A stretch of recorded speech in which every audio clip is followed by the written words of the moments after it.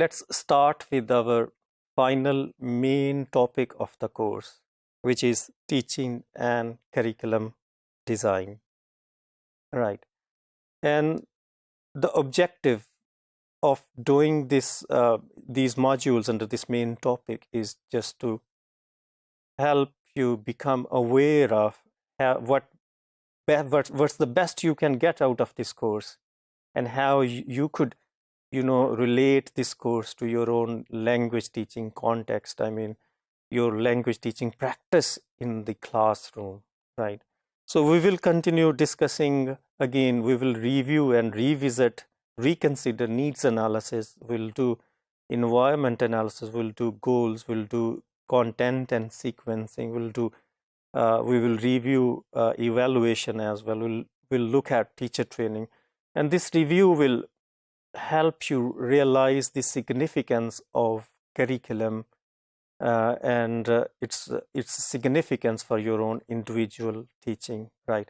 Before I start, I would just like to comment that I personally see, I mean, on a bigger scale, well, language curriculum document is a step-by-step guide for us to use and implement in the classroom. But I personally believe that it's the language teacher who is the curriculum itself, because we are interacting with the curriculum on each and every day, and we need to be familiar with these things in order to enhance our professional or pedagogical skills, right? The main emphasis, as you might remember throughout this course, has been to see language curriculum as a process which got various starting points. We could start with environment analysis, we could do needs analysis, and here we're gonna, as I said in the beginning, we're gonna just return to these topics again and see how these topics could be useful for our own language teaching practice, right? So here we're going to see language curriculum not at its large scale as in terms of its operations. Rather, we will see its application to our own pedagogical practice in the classroom, right?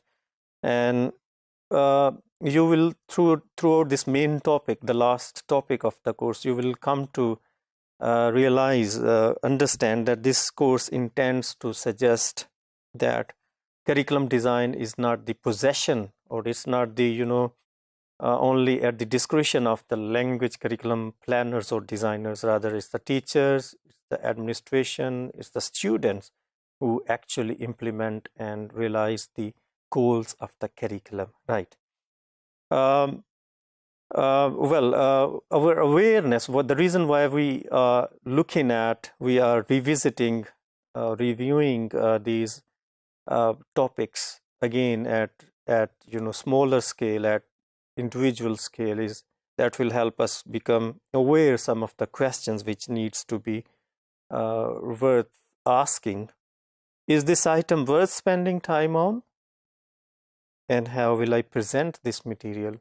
These are the questions we come across, don't we, in our daily language teaching experiences, right? And what should I test? And how should I test? How should I test my language learners, oral skills? How should I test their speaking skills? So these are the questions we continue to, experience, right? So the purpose of the review in brief is just to offer, how language curriculum design could be applied to our daily work as language teachers. And secondly, to show how decisions relating to a lesson could be improved. For example, if we are conducting a lesson on writing skills, so what information we need, what decisions we can make to enhance this experience.